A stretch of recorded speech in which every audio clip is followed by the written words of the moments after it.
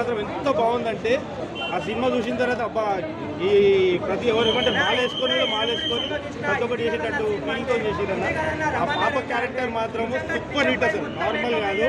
ఇద్దరు bonding mother and father bonding మాత్రము super peak levels. ఇప్పుడు సార్ చెప్పినట్టు రవితేజ సార్ చెప్పినట్టు ఏ పిల్ల ఆడపిల్ల సరే కూడా ఖచ్చితంగా వాళ్ళ ఫాదర్కి ఏదున్నా చెప్పుకునే ఫీల్ ఆ రవితేజ కలిగించిండు.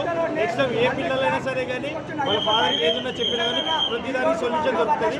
ఖచ్చితంగా రవిని ఫాలో అయిపోయి ఖచ్చితంగా పాప ఏం చేసిందో అదే చేయాలని కోరుకుంటాం.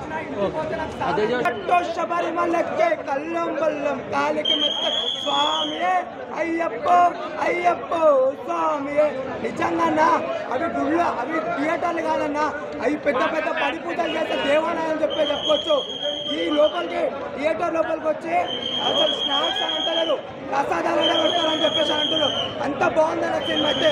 రవితేజ కెరియర్లో ది బెస్ట్ ఫిల్మ్ ఏదైనా ఉంటే అది ఇరుముడు అన్న.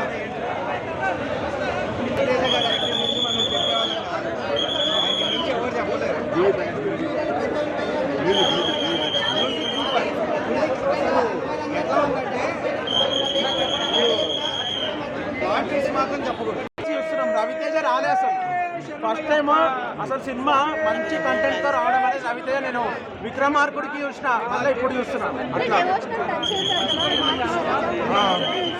యాక్టింగ్ అయితే పీక్స్ రవితేజ.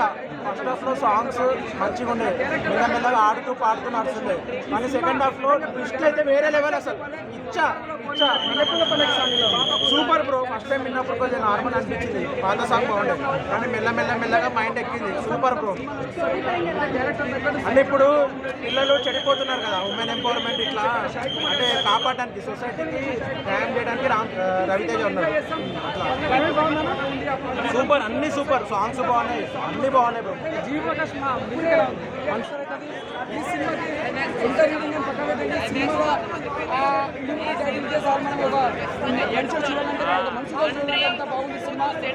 భగవంతుని మాత్రం చాలా బాగా చూపించిన అయ్యప్ప స్వామిని. ముందుగా ఈ సినిమా పెద్ద బ్లాక్ బస్టర్ అవుతుంది. రవితేజ కెరియర్లో మంచి హిట్ సినిమా చెప్పొచ్చు. ఇక్కడ కూడా ఇది చాలా పెద్ద బ్లాక్ బస్టర్ అయితే మంచి